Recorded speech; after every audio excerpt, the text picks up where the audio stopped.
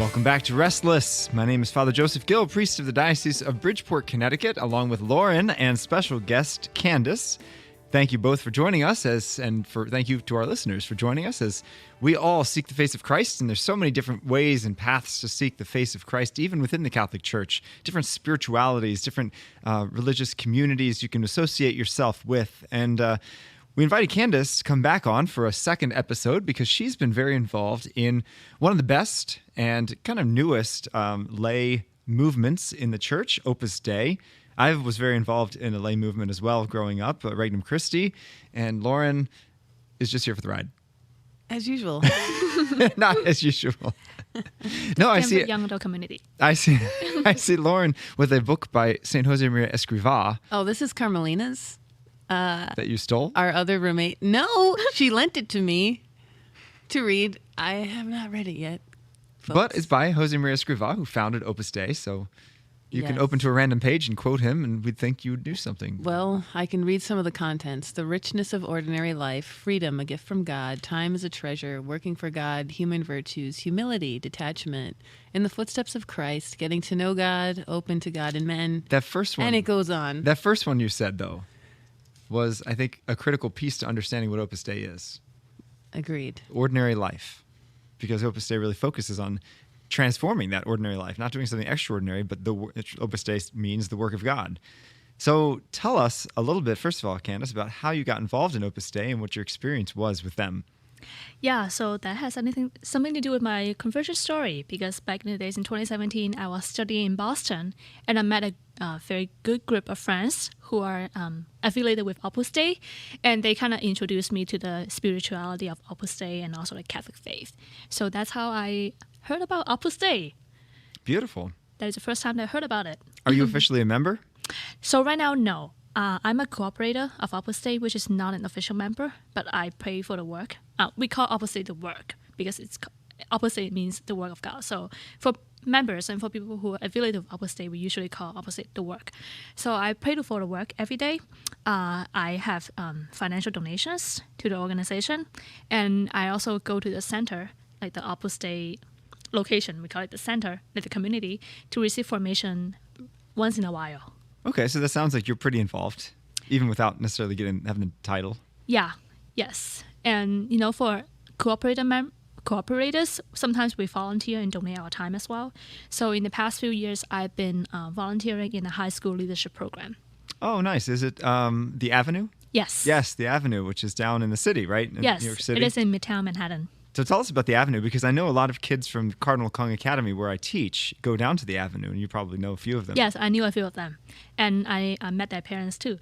So yeah, the Avenue program is a leadership program. So every month they will have a theme for the section. So sometimes it will be like, how do you, understand the personalities that God gave you, and sometimes we will have talk about like career, and sometimes we will talk about time management, how to make use of the time that God gave you, and how to have an overarching goal to orient your life and things like that.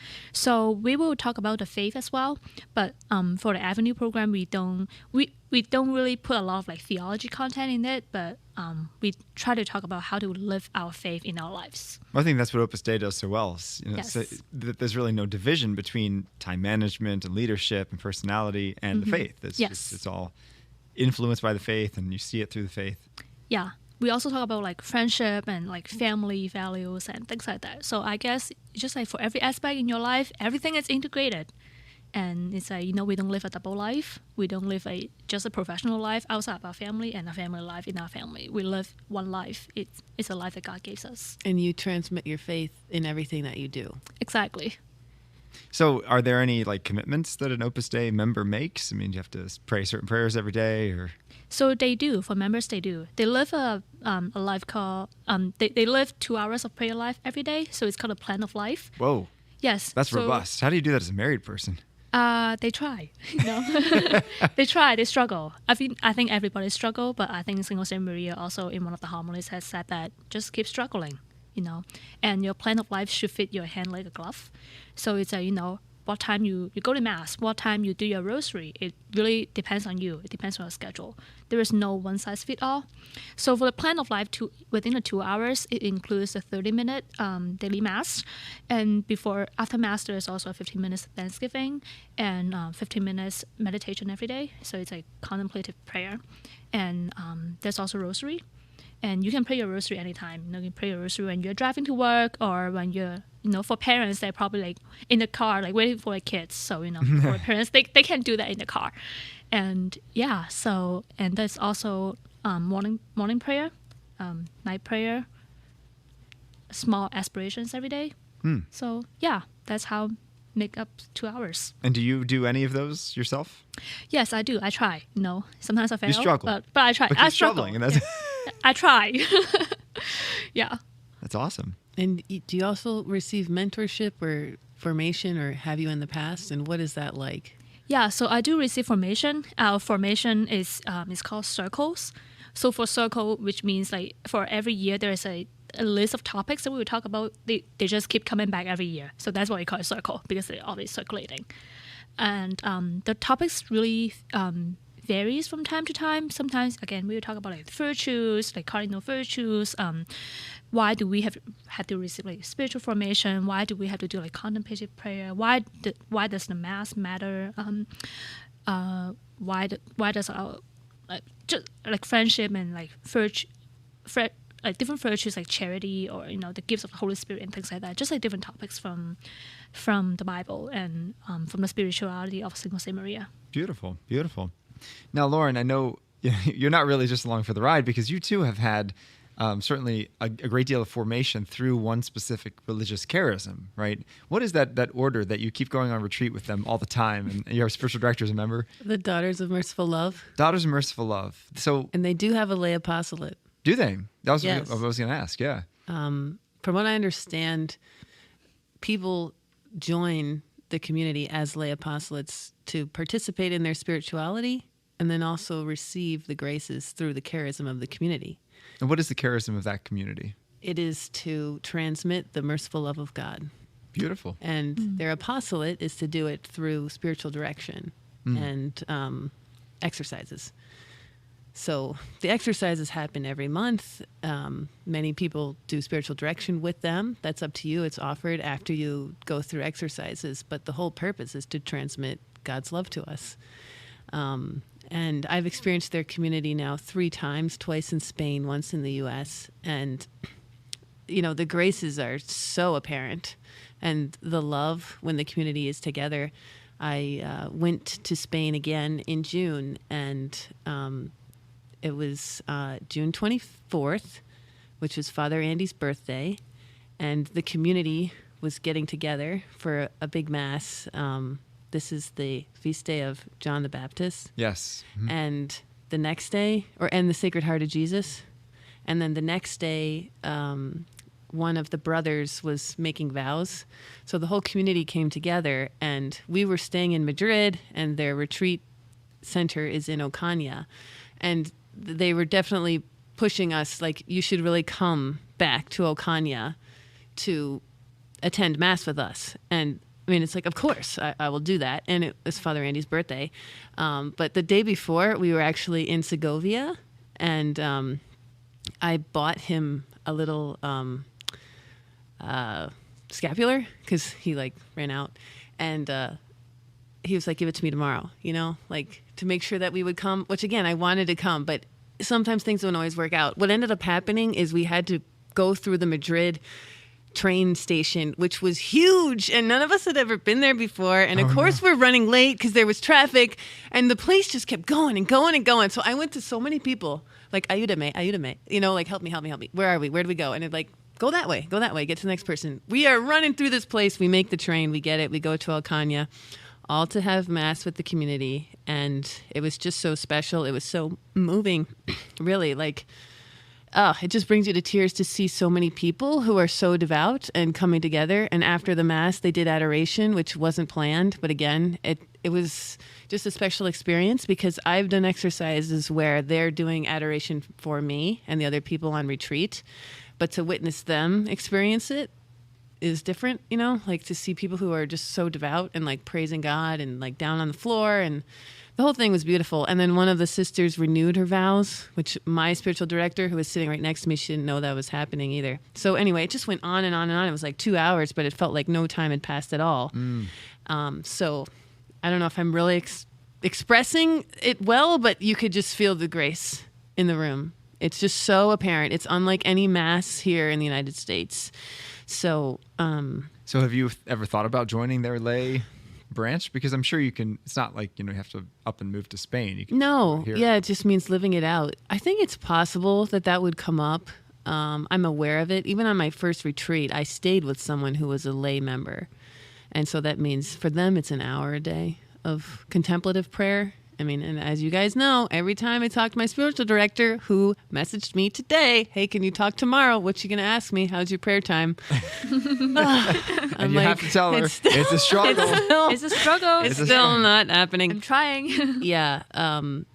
So, I mean, 2 years ago, I just probably would have been like, why do that? Why bother? Right? Like, I'm a Catholic and I'm living out the faith. But when Father Andy expressed to me receiving the graces that the community receives, that to me was like, wow, like the grace is real. Like God is working through them, right? He's an active participant in our lives. And the more that we give him, the more he gives us, and I think that can be forgotten. Yeah. Yeah. I think a great quote I once heard is that the difference between the lives of the saints and the Gospels is the difference between music sung and music written. Like, if you have a text of music, a beautiful piece of music, it can be sung in a wide variety of different styles, or, people just put their own spin on it, and same piece of music. And so in the same way, you have all these different spiritualities in the church. They all have the gospel as their root. But you see, this beautiful spirituality of the merciful love, sharing that. We see the spirituality of Opus Dei, which is sanctifying your everyday life. And for me, it was Regnum Christi, which is bringing about the kingdom of Christ through the formation of leaders. And all these different spiritualities. I mean, there's lay Franciscans, lay Dominicans, there's lay Carmelites. I mean, you name it. How does one choose? Or is it just God leads you, I guess? Right? I guess God leads you in a very special way. Because, before I knew Opus, I met Opus Dei, right, of course, but I've never met lay Franciscans or lay Carmelites. So it's in that case, it's how am I going to understand what the charism are? Yeah. You know what I'm saying? So it's God puts you in a very special position, and he also puts different people in your life, and I think that's how grace works. It's grace can come from other people and come from your daily lives, every circumstance that you're in. Yeah, that's certainly true. And I mean, sometimes you do feel drawn to one or the other. I mean, most people don't actively go out and search for it. I think a lot of times it is a friend perhaps invites you, or you read a book about the saint and you start researching more about the saint and find out you can follow in their footsteps. Yeah, and I think that also has something to do with your personalities as well. It's Lauren really loves adoration. She just loves it, and the community does a lot of adorations, and I think that's how she was drawn. That's one of the reasons why she was drawn to it. And I think for me, it's about living my ordinary life in extraordinary grace, and that has been really helpful for me in understanding my occupation and to just offer every moment of my work to a special purpose, and I like doing that.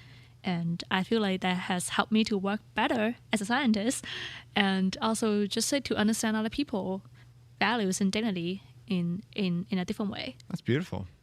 So let's talk about the founder of Opus Dei, because honestly, Opus Dei and actually Regnum Christi too, which I was a part of, both have a fair share of controversy around them. And yes. I know Dan Brown likes to use Opus Dei as this nefarious organization in his novels like The Da Vinci Code. And yeah, that was my impression of Opus Dei. Which is not true. Opus Dei doesn't have monks.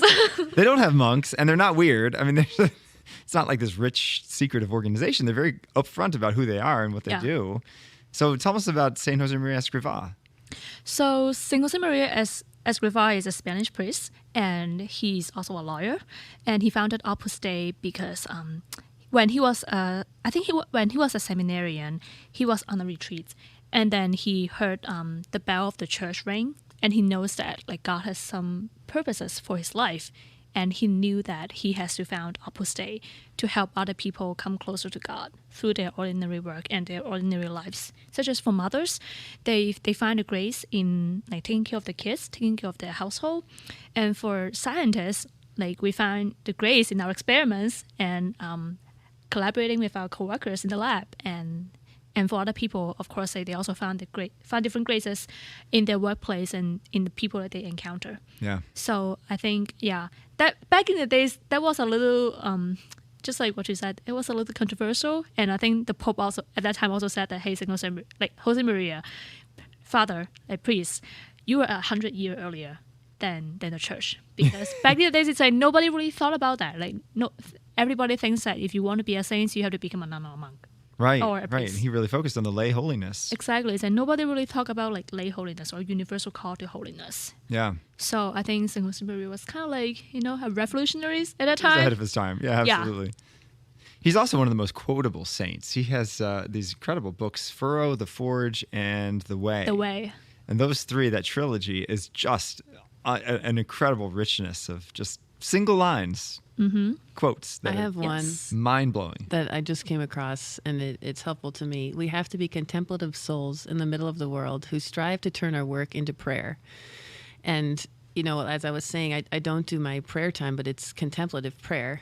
And I've also been wanting to learn more about the Carmelite order through doing my exercises and understanding this contemplative life. And it just is a reinforcement like, yep, I'm an ordinary person. I go to work every day. I do ordinary things. I mean, I do youth group and such, and I'm involved in the community. I exercise, but it's all just ordinary. And we can be distracted, I think, by what we do or prioritize our work in our activities. But he's just showing that, our prayer life is lived out in everything that we do. And I can become a contemplative person in prayer and still do all that I do. And it'll probably make me better at all of it. Yeah. Right? And treat people better and be more patient, which are all things that I'm striving to do. The one story I love from St. Jose Maria Escrivá was actually kind of the crux of his own vocation. When he was a young man, I think he was studying for some other path, a lawyer or something, some very secular path. And one day, he was probably like 18 or 19 years old, and he was walking through his town on a very snowy day, and he happens to notice footsteps of a barefooted person in the snow. And he looks up and he sees just the back of this monk walking barefoot through the town, and the monk goes around the corner, and he never actually meets the monk. But he was so taken aback by the fact that this man loved Christ so much that he was willing to walk barefoot in the snow for him. And he realized, there are people out there who are willing to give up everything for Christ. What am I willing to do for Christ? And that was a real turning point moment for him. Just to see somebody faithful to his vocation made him realize that I've got to find my vocation and be faithful to it. And that was probably really what spurred the work of Opus Dei, in that trying to help lay people be faithful to their vocation. Yeah, I think that was a beautiful story, and that was a beautiful testimony of St. Jose Maria as well. Because, he's the founder of Opus Dei. He always encourages his daughters and sons to do their best in their daily lives, no matter what you are doing. Opus Dei members have different occupations. Some of them were like household makers, like moms, and some of them were like just moms staying home, and some of them were like teachers teaching in the school, and some of them were like scientists. Some of them work in the government. So it's like no matter where you are in, you are still a part of the world, and you are still trying to sanctifying your life for other people, and also sanctifying your work as well. So I think that has been really helpful to a lot of us to try to understand the meaning of our work when we are like really, we are really pessimistic about our path. And it also encourages us to never lose hope, because no matter what we are doing, we are still glorifying God, and we are turning it to prayers. So I know Opus Dei has celibate members. They're called numeraries, I think? Yeah, they're called numeraries and associates. And have you ever thought about becoming one? Yes, I have. Are you still thinking about becoming one, or is that you discern no. that's not God's call for you? Yeah, that's not God's call for me. So I've discerning it since I converted until late 2020. Okay. So yeah, it wasn't a long time ago, but celibacy just not for me. You're called to marriage. Yes. Beautiful gift as well. But Yes. you do know people who are consecrated correct? So for people who are celibate members of Opus Dei, they don't call themselves consecrated members because they're not consecrated. So do they take vows or no? they don't take vows. They sign a contract. Okay. So it's a lot easier to get out of then. In a sense. In a sense, yes. In that you don't have to go to the Vatican and Yeah, they permission. don't. So, but when we call them like whistle because it's kind of like, yeah. Anyway, when they try to ask to be a member of Opus Dei, we call them whistle. So they have to sign a contract and to write a letter to the prelate of Opus Dei.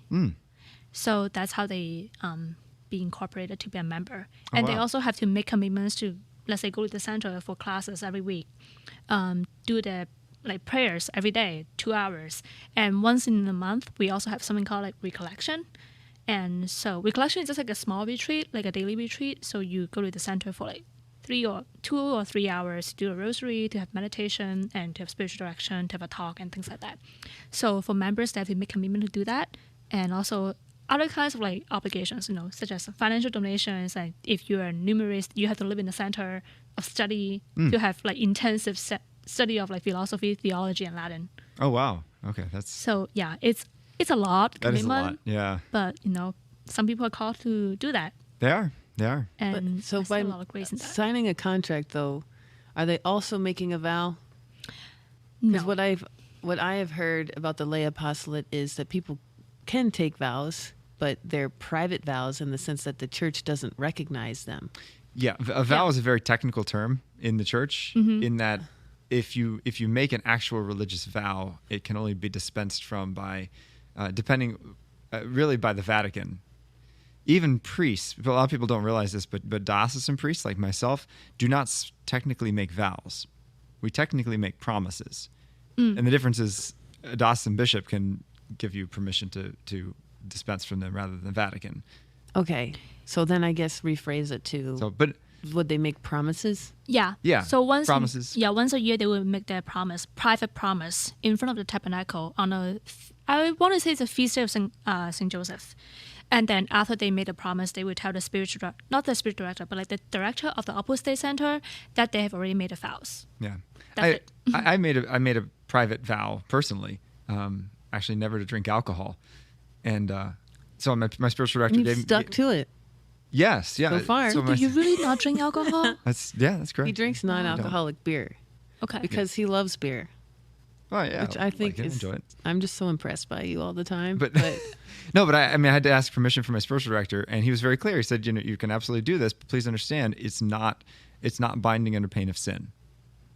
that means if you do, So if I do have a real real beer, it's not a sin. it's not a sin. Yeah. Okay. And there was actually one time I did break it with permission of my spiritual director because a friend of mine made some mead, which is that honey wine made out of honey. And so he was like, "You got to come over. You got to try it." I'm like, So you had not really that excited. what, But I a went to couple sips? my spiritual director and I was like, "Can I have permission to break this vow for this one occasion?" And he said, "Yeah, absolutely. It's not a sin to do it." So I did, and I had one cup, and it was disgusting. There you go. I'm like, back on my vow. Forget that. Yeah. But a lot of people don't know. My dad actually almost considered becoming a celibate numerary for Opus Dei. Really? I'm really glad he chose not to. But when he was in college, he fell in with Opus Dei, which was a wonderful group of people to fall into. Where did he go to college? University of Maryland, College Park, I so see. just outside of D.C., and I guess he was connected. And you'd asked whether there's the D.C. house or this one in Virginia? Yeah, there's one in Virginia. There's one in Western Virginia. It's Northern Virginia. I assume it's the D.C. Closer. one that Okay. he fell in. I'm not entirely sure, Yeah. but they were So- trying to pressure him to be a numerary. Oh, pressure him. A little bit. Okay. a little bit. Yeah, to be honest, I don't really know what is happening on the men's side of Opus Dei because within Opus Dei, the men's formation are different from women's formation. Like we never interact with each other. Really? Yeah, I think that's also it's from the founder. Like Second Seminary said that women and men are made differently and they need different things. Yes. Like I would we agree. should not just like have a one size fit all approach to do their formation.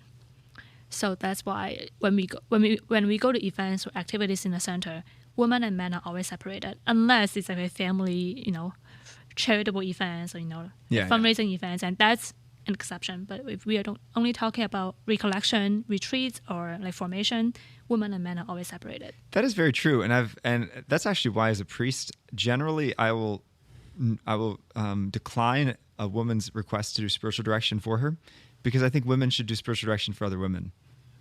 Because I do personally think women and men approach God very differently. And you have a female spiritual director, and it works out great. I do. Yeah, it's excellent. You don't need a priest. Highly recommend. Yeah, you don't need a priest to At be a least my spiritual own. director. Yeah, I recommend my own. Yeah. And I've recommended lay people to be spiritual directors, because it's just someone to accompany you on the journey. So it's not I could sacramental. become a spiritual director? You can. You could. My spiritual Look at director is that. a lay celibate member of Opus Dei. Beautiful. Beautiful. Yeah. So Lauren, you can become a spiritual director of someone else. Yeah, it's just being kind of an older spiritual friend to help Yes. you along the I journey. feel like there are several people I do that with. You From time to time, but in no formal way. No, but sometimes the informal ones are Yeah. deeper and more important. Yeah. That's awesome. So, so there's, you had brought up here a question. So Lauren wrote the questions for this one. I did. Which were awesome. Well, I have one. This is a dumb question. There's I no mean, I there's already- no dumb I already questions. wrote it, Only but- dumb people. Is it a requirement, or I guess help people to understand why they should seek out a community, or why they should consider becoming a lay apostolate? That was going member? to be my question is do you need to do this as a Christian? Can you just be a Christian and not have a specific flavor to your spirituality? I think you can. As Catholic, as long as you unite yourself to the church, I think you don't have to belong to a community. But if you think that by becoming a member of a community can help you live a better life as a Catholic, then for sure, go for it. Yeah, I No. think you're such a great example of that, Candace, because your life has completely changed, right? You were Anglican, having a faith life, but you were brought into Opus Dei. You lived that out. You've been formed through that community. You gave back to your community, and you have such a strong spirituality now. Can we share the story when we went to the Divine Mercy Shrine? Yes. In the church? Oh my goodness. That story was so Please tell. I don't that was know like- the story. that was in May, right? Or That was in early May. June? Yeah, that was Memorial in May. Day weekend. Yeah, so Lauren and I and Carmelina and some other friends and Carmelina's husband, Paul, went to Divine Mercy Shrine. It's a national shrine up in Western Massachusetts. So after Mass, everybody was so obsessed with St. Faustina because, Divine Mercy. So everybody Her was just relics. her relics. In So the just rush to her side relics, altar. kiss her relics, taking pictures of it. And then I was like, there's so many people over there. Let me just go visit St. John Paul II first. I just don't want to be in a long line, right? But then when I just John Paul II's no I'm- chump. I mean, No Yeah. schlub. no I don't know schlub. why. It seems like nobody saw him next to St. Faustina. But anyway, I just knelt in front of him because there's also a relic of St. John Paul II on a kneeler. So I kissed the relic, and then suddenly I heard a voice saying that, "Don't worry, God will show the way." So I burst into tears for no reasons because I was like, St. John Paul II, he was one of the Pope, but I never had any devotions to him, to be honest. Oh, really? Yeah, I just felt like I was never drawn to him, but at that time I feel like, oh yeah, he was speaking to me in a very personal way that not everybody can encounter or Wow. experience. So from that moment on, I started to have devotions to him. I pray to him, and I try to read more about him. And of course, sometimes his stuff is also a little difficult to it's understand. dense. It's dense. Yeah, I know. Ooh. I love JP too, but But He's a tough writer. he's a tough one. So again, I try. We struggle, but we try. Yeah. So from that on, I started to pray more to him, and just to understand what kind of thing he is. that's beautiful. That's And beautiful. I just think it's clear, you've been led and you've gone deeper, as you've grown, as you've gotten older, and one thing leads to another, right? You could have just stopped and Yeah. joined the Catholic Church and went to Mass, and that's it. But you pursued Opus Dei, or you stayed with it, and your spirituality has just gotten so deep. To now, you're hearing from saints, right? Most Yep. of us do not have that experience. You will probably hear from us at some point. Yeah, or just even any kind of consolation from Yeah. God.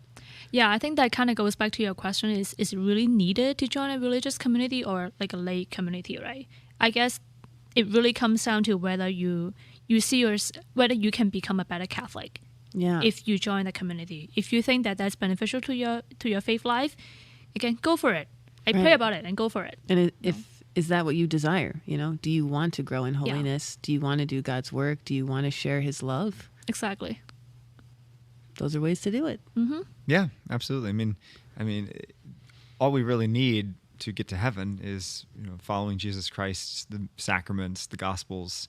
But God obviously raised up some great saints and gave them these charisms, these great gifts of the Holy Spirit that allow them to make a path that perhaps is clearer. That's where you're doing it with others, which I think is really helpful, to be in a community that's doing it all together, that has the same spirituality. So yeah, I think every Catholic should discern and maybe investigate a little bit. Where do you feel spiritually led? I mean, I did become an official member of Regnum Christi, and I must say that it has since lapsed. But that was an important time for the 3 years that I was very active in it. It was very influential in my life, and I'm very grateful for that time. It's formative, and I think that's the biggest thing, is that you get the formation in prayer, the formation in spirituality, formation in studies, which a lot of Catholics just don't get from their Sunday Mass or from exactly. a little Bible study where everyone's sitting around talking about their feelings.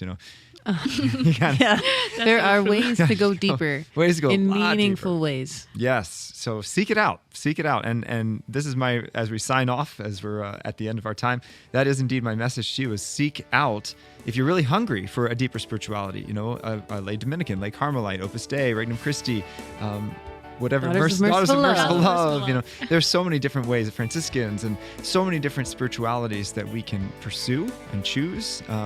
So perhaps consider, is one right for you? Do you maybe read a saint and the saint resonates in your heart? Go and look into whether it's possible to be somehow associated with that order through the saint and through the lay movement that's associated with them. Thanks so much for joining us on this episode of Restless. You can find us on Veritas Catholic Network, 1350 AM, also 103.5 FM, and wherever you get your podcasts. Tune in next time. God bless.